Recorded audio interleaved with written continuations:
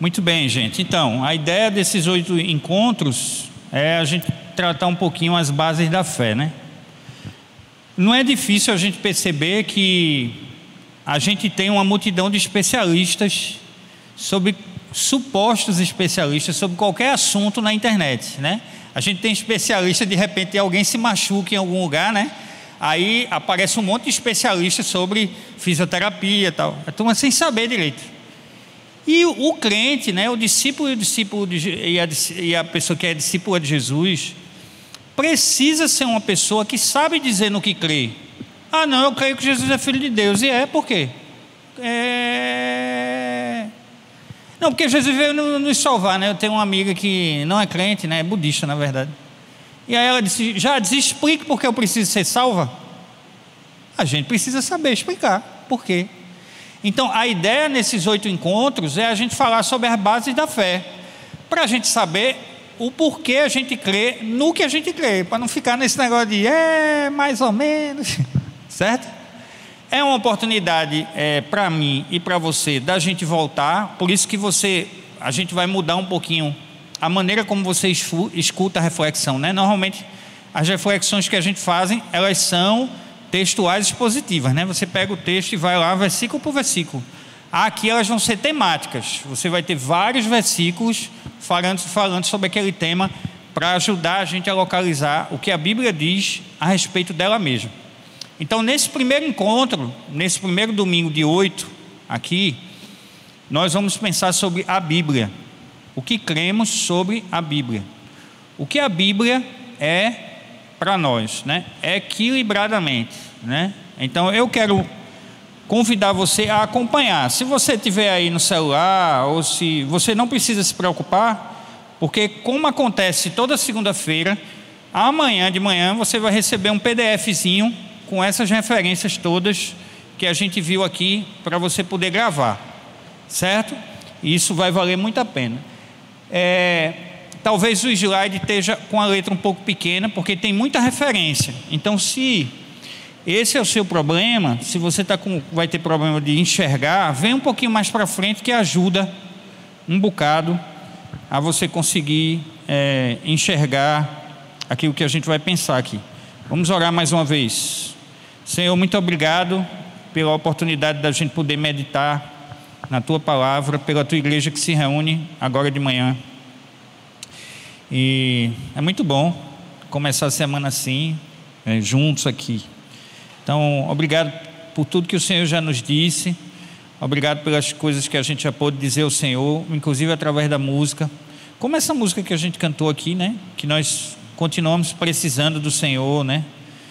Que os diferentes desafios, as lutas, elas acabam indo numa pressão, né? Numa direção de nos afastar do Senhor, mas a Tua palavra é lâmpada para os nossos pés, né? E luz para o nosso caminho. Então, nessa manhã nós queremos dizer ao Senhor, agradecer ao Senhor, muito obrigado pela Tua companhia, por nós podermos seguir ao Senhor, porque o Senhor não nos trata como servos, mas o Senhor nos trata como amigos. O Teu Filho Jesus disse isso. Ele disse isso aos discípulos e nós cremos nessa palavra. Nós agradecemos então por tudo, perdoa os nossos pecados, em nome de Jesus. Amém. Amém. Muito bem. Então, o primeiro desafio, o primeiro destaque aqui essa manhã, para mim e para você, é no que nós cremos, o que a Bíblia é. O que a Bíblia é para nós, né? O que a Bíblia diz sobre ela mesma. O que Jesus disse sobre a Bíblia, né? Para a gente poder equilibrar, né? E é muito interessante porque, se você perceber, Jesus não era bibliólatra. Isso é muito importante. Primeiro porque vai trazer equilíbrio para a gente. Se a gente olha a Bíblia e pensa só na letra, nós somos muçulmanos cristãos. A gente quer matar se brincar o outro infiel. A gente só não vai colocar um fuzil na mão, mas a gente vai... Mas se a gente crê na Bíblia como testemunho acerca do que Jesus disse, nós vamos encontrar vida no testemunho de Jesus. Se a gente acha que a gente vai encontrar a vida na Bíblia, Jesus disse aos discípulos: vocês acham que vão encontrar vida nas Sagradas Escrituras?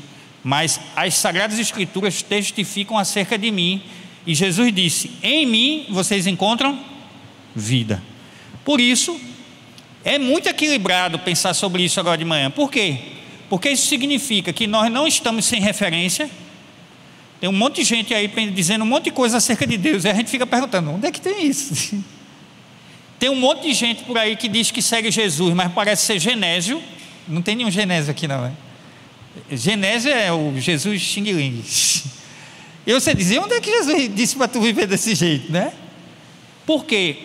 Porque hoje há nesse tempo um falso discurso ou um falso evangelho que diz assim: a gente não precisa da Bíblia, porque tudo que a gente tem para viver como discípulo de Jesus é pela experiência com Jesus. Esse é o outro limite que a gente precisa ter cuidado.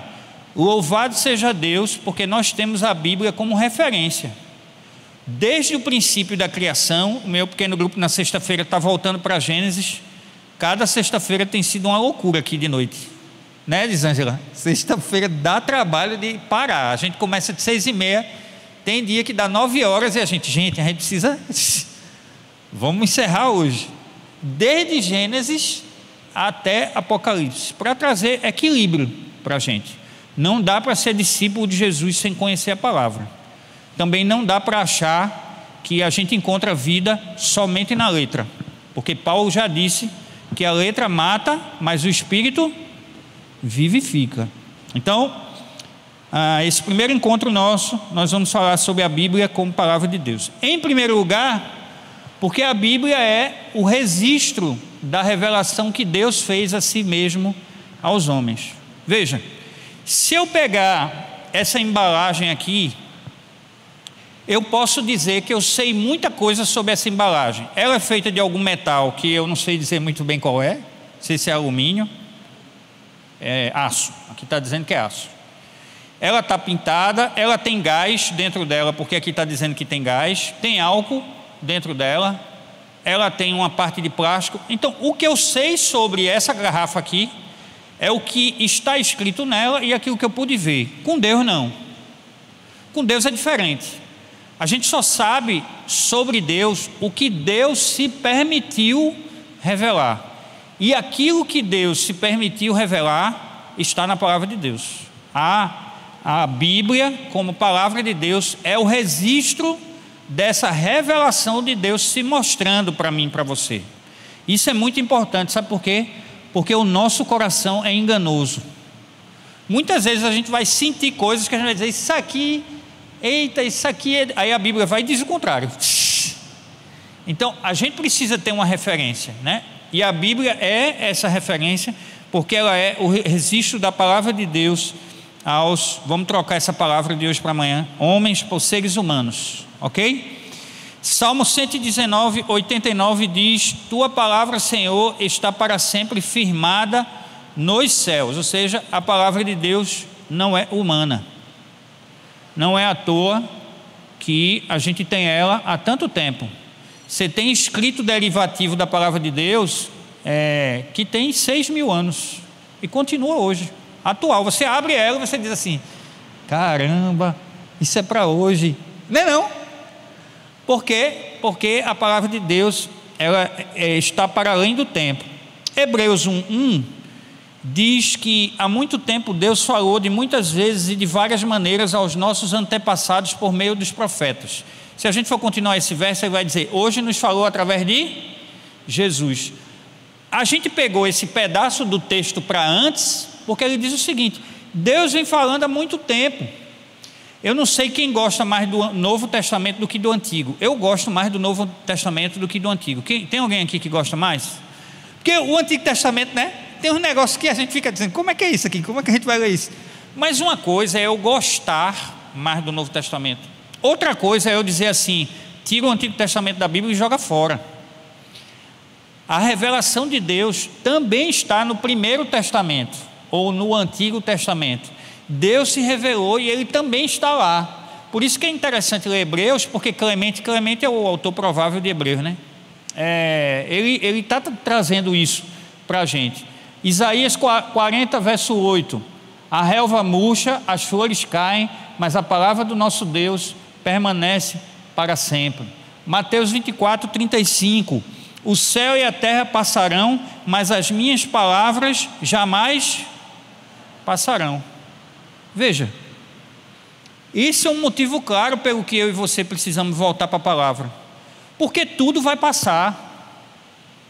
Ou a gente entende que a gente precisa ter um referencial que vai trazer, como diz o nordestino, sustância, né? Quando a gente come feijoada, sustância, né? Cuscuz, né? Aquele cuscuz vai trazer sustância para a gente. Ou a gente fica assim, liga a televisão para ouvir o pregador da moda, né? Todas as épocas tem um pregador da moda, né? Na minha época, o pregador da moda assim, de referência era o Caio Fábio, né? Que eu gostava de ouvir o Caio Fábio, ainda hoje de vez em quando ouço, mas o Caio Fábio não é a palavra de Deus. E seu pastor não é a palavra de Deus, sua pastora não é a palavra de Deus. A palavra de Deus permanece para sempre. Seu pastor vai passar, daqui a mais uns 45, 50 anos, volta ao pó, eu acho, não sei, né? Talvez um pouco mais, um pouco menos, nunca se sabe, mas vai passar. Então, nós precisamos voltar para a palavra de Deus, porque ela dura para sempre, ela é sólida, ela traz essa substância para a gente suportar quando o piso está meio, sabe? A palavra de Deus permanece para sempre. Pode passar, Manassés. Eita, acaba desenrolado. Lucas 24, 44. E disse Jesus: foi isso que eu falei para vocês enquanto estava com vocês. Era necessário que cumprisse tudo o que estava escrito a meu respeito na lei de Moisés, nos profetas e nos salmos.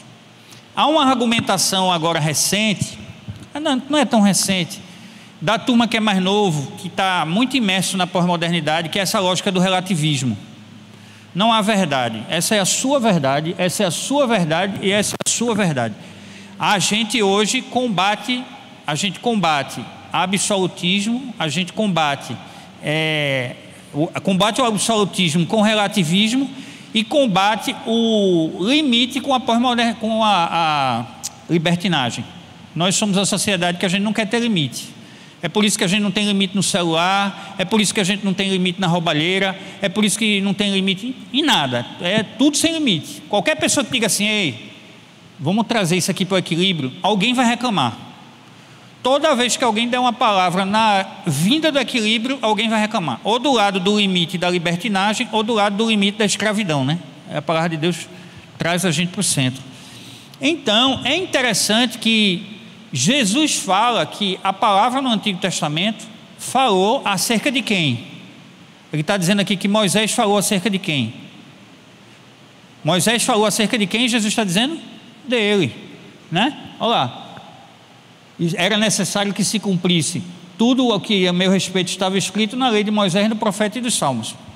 Por que isso? Porque a palavra de Deus não é uma junção de livros aleatórios, não. E esse negócio da Bíblia, a Bíblia foi escrita por seres humanos. Claro, meu filho. Você esperava o quê? Que ela descesse do céu, flutuando assim. Foi escrita por seres humanos inspirados. A palavra de Deus, você sabe que tem livro que foi excluído. Já viram essa modinha? Tem uma modinha da turma, principalmente de universidade, que diz isso.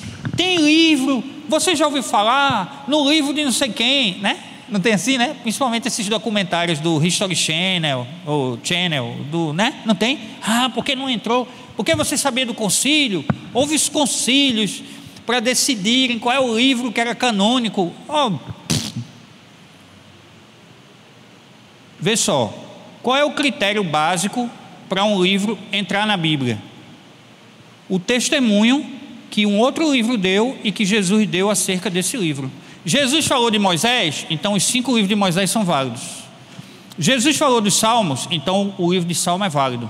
Jesus falou não de Hebreu não, que ele não falou aqui, mas dos profetas, né? Que era a lógica do antigo do judaísmo, né? Naviim, Ketubim, a lei e os profetas. Jesus falou da lei e dos profetas, então a lei e os profetas são válidos, entra na Bíblia. Então essa discussão de que a Bíblia foi feita por homens, não, foi feita por um disco voador que chegou, aí um ET desceu na escadinha piscando e entregou: olha, leia um livro sagrado. Minha gente, Jesus deu testemunho acerca da palavra. Ele não invalidou a palavra, ele não invalidou a lei, nem invalidou os profetas. Agora ele colocou cada uma dessas coisas no seu devido lugar, dando testemunho acerca deles. Então isso aí já tem argumento aí para você conversar com muita gente aí que, né, isso aí, né? Vamos em frente. João 10:35, aquele ele lhes abriu o entendimento, é do outro verso. João 10:35, ele chamou de Deus aqueles a quem veio a palavra de Deus, e a escritura não pode ser anulada. Esse João 10:35 é aquele contexto de que o pessoal está discutindo que Jesus é o Filho de Deus. Aí Jesus diz: eu e Deus somos um, quem me ouve, ouve a Deus. Aí o pessoal chama Jesus de bastardo.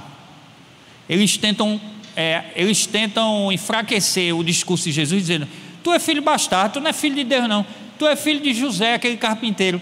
E Jesus é tão extraordinário, Jesus é tão extraordinário nesse texto de João 10, que ele não só reafirma ser filho de Deus, como ele não rebate ser filho de José. Porque para Jesus é uma bênção ser filho de José e Maria, ser filho de gente simples. Enquanto os fariseus acham um problema ser filho de gente simples, né? De que às vezes lhe falta alguma coisa, como falta para todo mundo aqui, né? Como para todos nós. Jesus não, Jesus diz: ele não reclama ser filho de José. Então, mas ele dá o testemunho acerca dele, né? Romanos 3:2. E quando eu li isso aí, é porque não está espiado, mas está como está lá no texto. É Paulo falando aos romanos. Você sabe que a igreja em Roma era a igreja que tinha dois desafios. Ela tinha um grupo judeu e ela tinha um grupo gentil. O grupo judeu achava que alcançava a salvação e o perdão dos pecados pelos rituais. Então, se eu fizer um ritual aqui, se eu vier e tocar, Deus vai me dar um pontinho a mais lá no galardão, né? Essa lógica do galardão é uma coisa que a gente precisa conversar mais para frente. Se eu fizer tal coisa, Deus vai botar uma pedrinha na coroa lá, eu vou ter uma máquina de Coca-Cola lá no céu. Não, brincadeira. Essa máquina de Coca-Cola é fogo, né? Nem pode, pastor. Mas o corpo é celestial, né? Então não tem problema. Não, brincadeira. Não pode. Então, aí fica nessa troca. Esse é o grupo judeu. E existiu o grupo de gentios, que Paulo tentava ensinar para eles que para se chegar a Deus só precisa crer em Jesus, não precisa cumprir ritual. O orar, o ler a escritura, o se ajoelhar, aquelas disciplinas que a gente tem, né? Elas são importantes para a gente, mas a gente não ganha ponto com Deus por causa daquilo, não. Aquilo ali ajuda a aperfeiçoar quem a gente é, mas a gente não ganha ponto com Deus. Aí Paulo em Romanos vai e fala isso, que faz sentido a palavra de Deus, porque ela nos ajuda em muitos sentidos, tanto para quem é judeu, quanto para quem é gentil, né? 1 Pedro 3, a palavra do Senhor permanece para sempre, já falei, isso aí foi erro de aglutinação temática. Vai em frente, vamos lá, Manassés. Sendo Deus, segundo motivo pelo qual a Bíblia é a palavra de Deus para nós. Espera aí. Sendo Deus seu verdadeiro autor, foi escrita por homens inspirados e dirigidos pelo Espírito Santo. Olha, o crente não vive pela ciência. Nós não somos contra a ciência, inclusive tome vacina, ok? Nós não somos contra a ciência. Muito pelo contrário, tem muita coisa que a ciência revela que a Bíblia já há tempos. Mas só dá para crer na palavra de Deus se você crê na ação do Espírito Santo inspirando pessoas. Essa minha amiga mesmo, né, ela chegou para mim uma vez, ela disse: já disse, como é que você é uma pessoa tão esclarecida, né, e crê nessas coisas aí da religião? Eu disse: é porque eu não creio na religião, eu creio em Jesus de Nazaré. Ele é uma pessoa, ele não é um conjunto de doutrina, ele é uma pessoa, e eu acordo e falo com ele toda manhã. Vê que loucura, delírio, mas é assim, porque assim é a fé, é a vida pelo Espírito Santo. Se você não entender que a palavra de Deus é a palavra de Deus, inspirada pelo Espírito Santo de Deus, você vai achar como um livro qualquer. Tem gente que até compara, né, uma série de coisas que o pessoal escreve aí, né? Poxa, é diferente. Então, o segundo motivo pelo que cremos que a Bíblia é a palavra de Deus, que ela foi escrita por pessoas, vamos depois trocar. É porque aí nesse caso só foi homens, né? Quer dizer, a gente tem conhecimento até o momento que foi homens. Inspirados e dirigidos pelo Espírito Santo.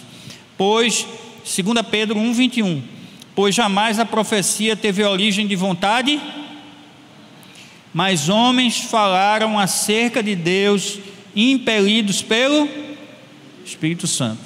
O crente vive pelo Espírito Santo. Só dá para ser crente vivendo pelo Espírito Santo, irmão.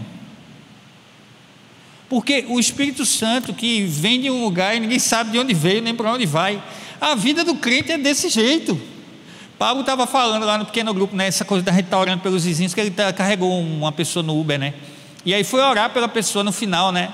Ele disse: oh, deixa eu orar por você. A pessoa: ah, o quê? Você é crente? Crente é tudo ladrão. Não foi, Paulo? Aí o Espírito Santo diz a gente: ei, olha em frente. Ei, ora por ele assim mesmo. Ei, fica com raiva dele não. Ele não entendeu ainda. Um dia, quem sabe, ele entende. Viver pelo Espírito Santo é o que torna possível a gente ser igreja. Porque eu vou ver que o irmão erra comigo, e Deus vai me ajudar a errar menos com o irmão. Por isso que tem que entender que a Bíblia é inspirada pelo Espírito Santo. Porque se não entender, vai ler o texto e vai dizer: ah, isso aqui não é válido mais não. Então, vamos para Mateus 2, 29. Ou 22, 29. Vocês estão enganados porque não conhecem a Escritura nem o poder de Deus. Tem muita gente indo nessa direção agora. Não preciso da Bíblia não. Jesus é massa, a igreja é mais ou menos, a Bíblia eu não quero saber. Como é que eu vou saber? Quando eu abro a Bíblia, Beto, a Bíblia diz assim: ó, Jade, se liga nisso aqui. Ó, é como se fosse um espelho que diz assim: ei, Jade, lembra de ontem? Se liga nisso aqui. Ei, lembra de anteontem? Se liga nisso aqui. E não é para me destruir, é para me melhorar. É para dizer assim: ei, Jade, se liga, ó, isso aqui tu precisa, para se parecer mais com Jesus, se ligar nisso. A Bíblia é isso. A gente peca e Jesus diz: vocês estão enganados porque vocês não conhecem as Escrituras. A gente se engana e faz coisas. Quem aqui já fez uma coisa porque não sabia? Eu estou com um carro emprestado, foi uma bronca, eu tenho um monte de coisa que eu não sabia nem, eu fiquei com medo de andar. Eu disse: meu Deus, onde é que é isso? Onde é que é? Eu acho que eu fiz até uma besteira lá. Quem aqui já entrou numa rua contramão sem saber que era contramão, porque o mapa estava desatualizado? Eu. Uma vez eu fui socorrer Carol, levei uma multa de 500 conto, porque entrei numa rua, entrei de um jeito que aí o guarda veio: ei, eu disse: não estou, olha, minha esposa está deitada ali, preciso levar ela para ser socorrida, acabei de vir de uma UPA, estou indo para outra. Aí ele tacou a multa, né? Porque os guardas são muito empáticos. Aí tacou a multa de 500 conto. E depois eu fui lá socorrer Carol. Inclusive foi, né, nesse momento que ela fez a cirurgia de vesícula. E aí, graças a Deus, não aconteceu nada no meio do caminho. Senão, se ela tivesse estourado mesmo na hora que eu estava sendo atendido pelo guarda, sabe Deus. Então, do mesmo jeito que eu entro numa rua sem saber, você entra numa rua sem saber, Jesus está dizendo que a gente tem pecado que a gente comete porque a gente não sabe que é pecado, porque a gente não conhece a palavra de Deus. Aí, não, estou fazendo não, irmão. Às vezes chega alguém para mim e diz assim: pastor, eu posso beber? Disse: pode, irmão, você pode tudo. Aí, hein? Esse pastor é liberal. Eu disse: você pode, a pergunta não é se pode, a pergunta é se deve. Paulo diz que você pode tudo, mas Paulo diz assim: você deve, eu não devo. Por que eu não devo? Porque eu não tenho problema nenhum beber. Mas eu tenho um problema com o irmão me ver bebendo e dizer: meu pastor estava bebendo, ele vai cair e vai se escandalizar. Por amor, meu irmão, eu não bebo. Veja, não é diferente? É diferente. Então a Bíblia diz assim: conheça a Bíblia, para você não entrar numa rua achando que está certo, mas está errado. Conheça a Escritura. Esse texto ficou, no texto de Hebreus, a gente já falou, céus e terra já falou. Abraão respondeu, em Lucas, né? Abraão respondeu: eles têm Moisés e os profetas que os ouçam, falando aos judeus. Os judeus: rapaz, olha, Moisés e os profetas disseram acerca de Jesus. Vocês judeus, os profetas não são supra-sumo? Ouça o profeta, porque até o profeta falou de Jesus. Vamos lá em frente. Então, até o Antigo Testamento fala de Jesus. Vamos em frente.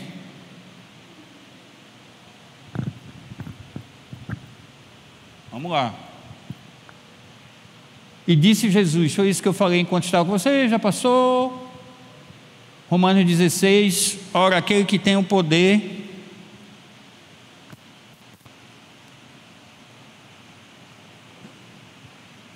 Ora, aquele que tem o poder para confirmá-lo pelo Evangelho, pela proclamação de Cristo, de acordo com a revelação do mistério oculto em tempos passados, mas agora foi revelado e dado a conhecer pelas Escrituras proféticas a ordem do Eterno, para que todas as nações venham a crer nele e obedecer-lhe. Pronto. O que é que eu quero parar nesse tempo? Não fale do que você acha, fale do que está escrito. O que eu vejo de gente que chega assim: ó, Deus tem uma palavra para você, e às vezes tem. Quem aqui Deus já deu uma revelação através de alguém? Eu já. Se cumpriu na medida certinha. O problema é que a gente está indo para uma época agora que o pessoal quer dizer revelação que a Bíblia contradiz. Que a Bíblia contradiz. Esse é o perigo de não conhecer as Escrituras. Ficar só com, ó, Deus tem uma palavra para você, assim, assim, assim. Aí você vai para a Bíblia diz o contrário. Eu digo: opa, irmão, essa revelação é do inferno, é do capeta, porque de Deus não é não. Então, a palavra aos Romanos tem muito a ver com isso. Para que Deus deu as Escrituras? Para que as pessoas creiam em Deus através da Escritura. Fale da palavra. A palavra, ela é suficiente, porque ela é testemunha acerca de Jesus. Fale da palavra. Vai falar com alguém, fala da palavra. Eu vou contar a história da irmã Lindinalva, que eu conheci hoje, nessa semana, na BR-232, salvando um cachorro que tinha sido atropelado. Foi muito louco. Aí eu vou falar para você o perigo. Eu vou falar quando chegar a hora, cena dos próximos capítulos. 1 Pedro, pode passar. Terceiro motivo, estamos indo para o final.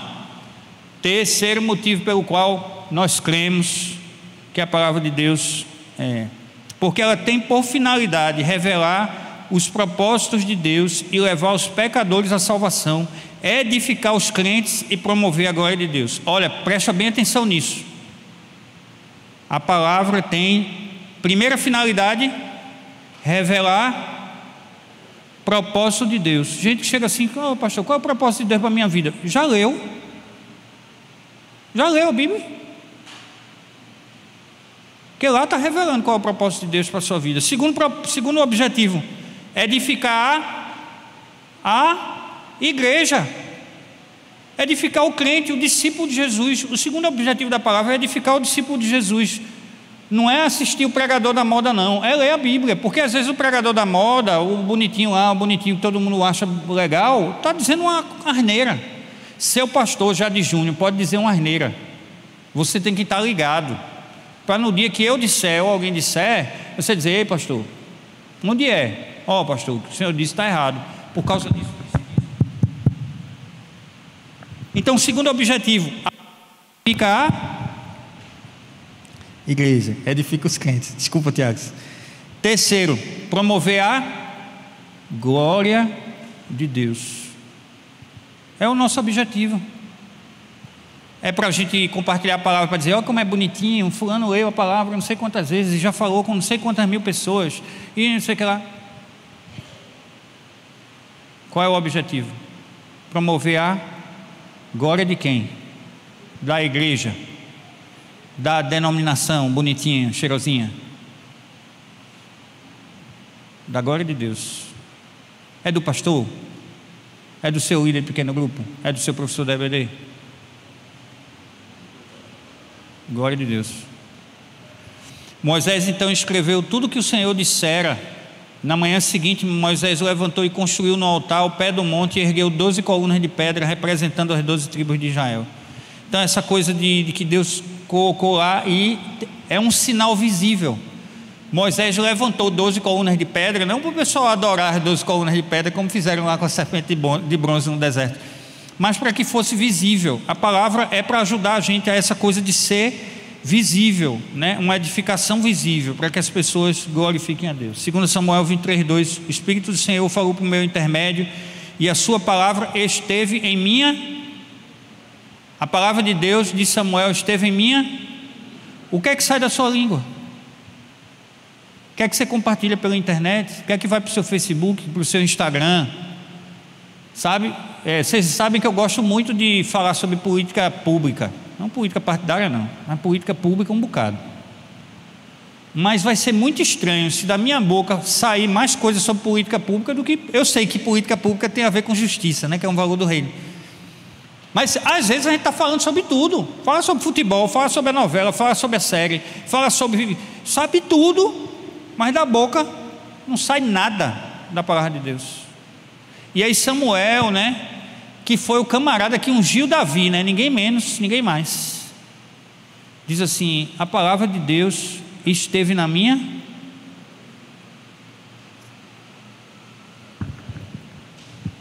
língua. A palavra de Deus esteve na minha língua. Durante a semana, compartilhe o que está no seu coração da palavra de Deus com as pessoas. Diga assim: ó, a palavra de Deus diz isso, isso e isso e tal. Diga, não caia nessa história de que tem gente que não quer Deus. Está cheio de gente querendo Deus. Tem alguns que não querem Deus. E tem Deus, que é o Deus da igreja, que eu também não quero não. Porque tem umas igrejas aí que Deus não tem nada a ver com a história. Tem uns deuses aí que a turma diz que é o Deus. Nunca. Então que a palavra de Deus esteja na sua língua. Atos 3:21, indo para o final. É necessário que ele permaneça no céu até que chegue o tempo em que Deus restaurará todas as coisas, como falou há muito tempo por meio dos seus santos profetas. 2 Pedro 2:1-21. Jamais profecia teve origem na vontade humana, mas homens falaram pela vontade de Deus. Já falamos isso aqui. Quarto motivo pelo qual cremos que a Bíblia é a palavra de Deus: o seu conteúdo é a verdade sem mescla de erro, e por isso é um perfeito tesouro de instrução humana. Olha, eu tinha muita dificuldade com a Bíblia, principalmente com o Antigo Testamento, porque teve muita coisa que tinha no Antigo Testamento que eu não tinha entendido direito. Há muita coisa que a gente precisa aprender sobre a Bíblia, e que às vezes, porque a gente não entendeu direito, a gente pega o texto literal e aplica ele literal. A gente diz assim, aí Deus chega lá e diz que se arrependeu de ter criado a humanidade. Aí pega um outro texto lá e diz assim: Deus não é homem nem filho do homem para que se arrependa. Oxente, então a Bíblia é incoerente. Não, é porque você não entendeu o texto. Então, o que é que eu quero dizer com isso? É que a Bíblia, no que se propõe a ser, ela é um livro sem erro. O problema é que quando a gente vai interpretar, a gente interpreta errado. Quer ver um exemplo? A gente pega um texto narrativo e traduz como... interpreta como doutrina.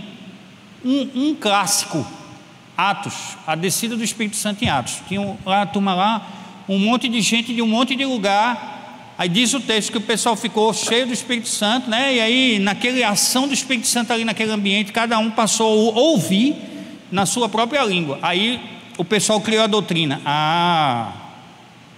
Quando fica cheio do Espírito Santo, então fala em línguas.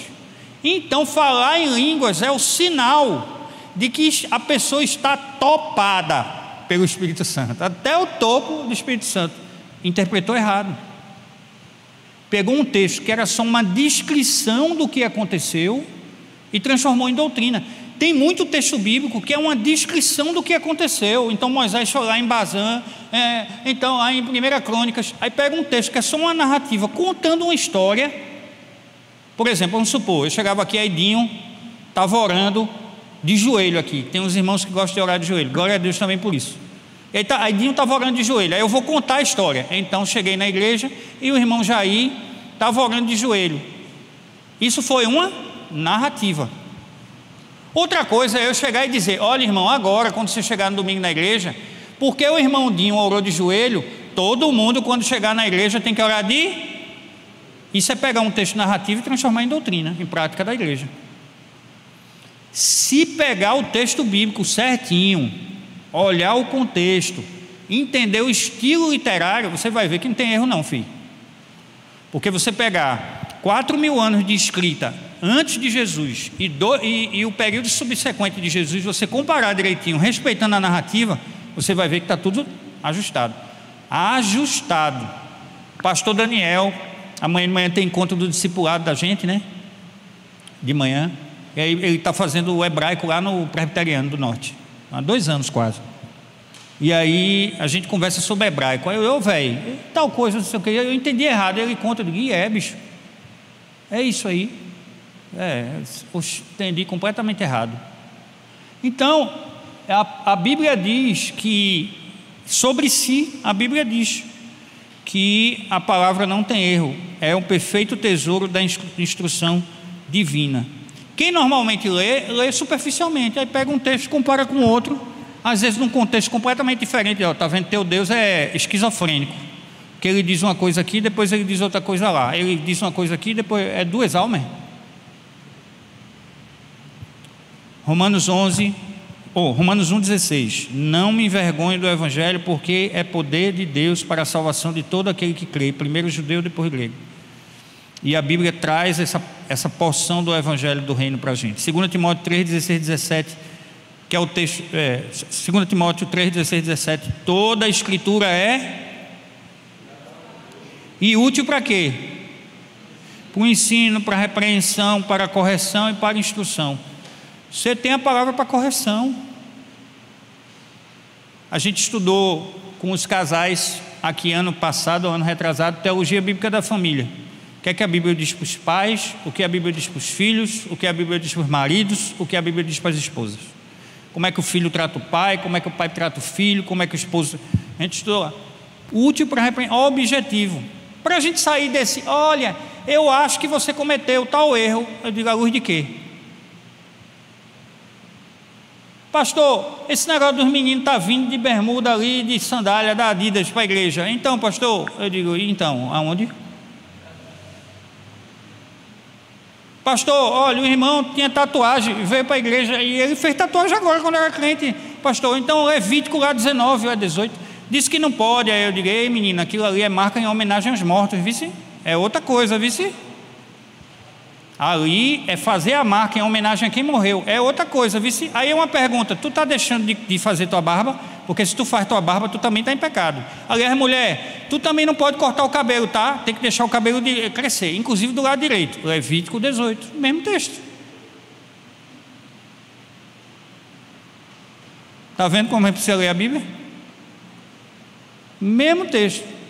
Se fosse pecado literal à luz de Levítico 19, a irmã Neves ali, que Rivane está tirando onda com ela ali, nem podia cortar o cabelo curtinho, que era pecado. Inclusive apedreja. Está vendo porque que a gente precisa ler a Bíblia direitinho no contexto? Para a gente não pegar um negócio e dizer, aplica agora. Então ela serve para correção e para instrução. Vamos lá, vamos para o último. Misericórdia, ainda tem dois, vou acelerar. Revela o destino final do mundo e os critérios pelo qual Deus julgará os homens. 2 Timóteo 3, do 15 ao 17. Paulo dizendo a Timóteo, seu filho na fé, porque você foi criado e conhece as sagradas letras, as escrituras, desde criança, que são capazes de torná-lo salvo para a salvação mediante a fé em Cristo Jesus. Toda a escritura é inspirada e útil, parará, o resto a gente já leu. O que é que Paulo está dizendo? Paulo está dizendo assim, para que você viva, Timóteo, como quem é salvo. Se você ler esse texto na ordem que ele está, você pensa assim, ele então vai preparar você para ser sábio e aí você vai ser salvo. Não, Paulo está dizendo assim, você precisa viver como quem é salvo, porque você já conheceu as Sagradas Escrituras. A Bíblia vai corrigir o meu rumo e o seu, irmão. Por isso que a gente precisa ler a Bíblia. Não é para ficar bonitinho, ó, fulano lê a Bíblia, que coisa, é super crente. Não, fulano lê a Bíblia, porque se não lê, está perdido. Olha, as disciplinas espirituais, leitura da Bíblia, oração, até a prática do jejum mesmo, eles são para trabalhar a nossa disciplina com Deus. Eu aprendi esse negócio caminhando, porque eu acordava de manhã sem querer acordar, com os olhos tudo. Aí chegava lá na caminhada, eu tinha 40 minutos de caminhada, quando chegava em 20 eu vou voltar para casa agora, não posso, eu tenho que terminar a corrida. Aprendi a terminar a corrida. Por que precisa da palavra de Deus? Porque as nossas emoções são voláteis.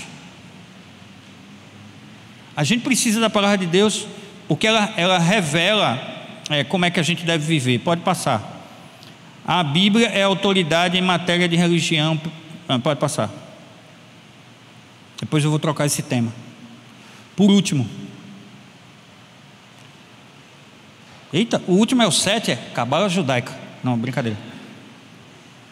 Olha, gente, isso é brincadeira. A Bíblia deve ser interpretada à luz de quem? À luz de quem? De quem? De Jesus de Nazaré. Antigo e Novo Testamento. Antigo e Novo Testamento. A luz deve ser interpretada, ou a Bíblia deve ser interpretada sempre à luz da pessoa de Jesus de Nazaré. Passa para o próximo, Manassés. Verso, pode passar o último. Gálatas 6,16. Paz e misericórdia estejam sobre todos que andam conforme essa regra e também sobre o Israel de Deus. De onde é esse texto? A Galácia, as igrejas que estavam na dispersão da Galácia eram igrejas ou grupos de irmãos que tinham duas características fora do equilíbrio. A primeira característica é que eles eram legalistas. Se a gente fosse trazer o legalismo para hoje, abre a Bíblia assim e olha para aquelas coisas que Jesus não se preocupou mais. A segunda característica da igreja da Galácia é que era uma igreja libertina, que não tinha sido transformada, achava que ser discípulo de Jesus era continuar vivendo da mesma coisa, fazendo a mesma coisa, pensando do mesmo jeito, agindo do mesmo jeito. Vê que palavra maravilhosa Paulo traz para a Galácia. Paulo diz: você nem pode ser legalista, nem você pode ser libertino. Você precisa olhar para Jesus, igreja da Galácia, porque você uma hora é judaica, por isso que é legalista, outra hora você acha que não existiu Jesus, porque você não é messiânico, né? Não tinha, a ideia de Jesus era o Messias. Veja que desafio para mim e para você de ajustar a rota. Eu e você, deixa eu dizer um negócio que você já deve ter ouvido muito. Eu e você não podemos viver como a gente quer, não, irmão.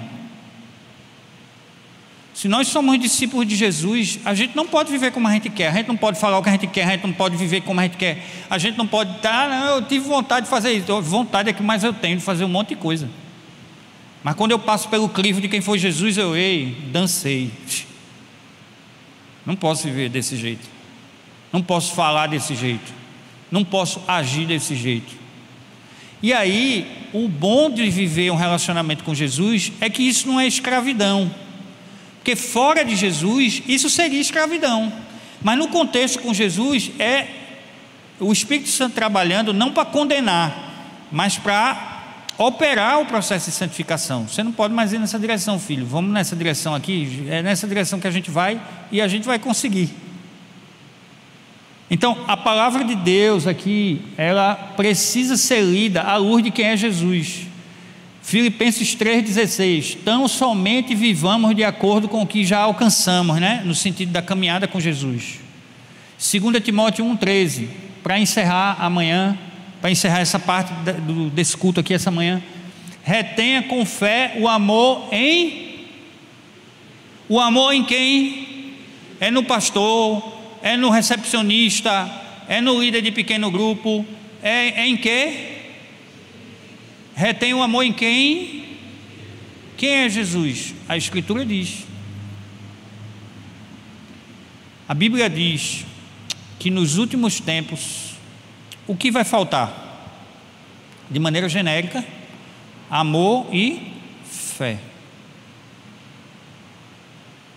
Por isso que nessa carta a Timóteo, Paulo diz: Timóteo, olha, nos últimos tempos eles serão, nos tempos também de vez em quando, eles serão arrogantes, presunçosos, vão ter aparência de religioso, mas não vão guardar a fé.